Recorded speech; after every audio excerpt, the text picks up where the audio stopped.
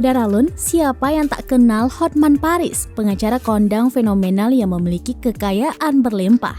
Pengacara eksentrik yang sering berpenampilan parlente dengan pakaian serta aksesoris serba mahalnya dari ujung kepala hingga ujung kaki.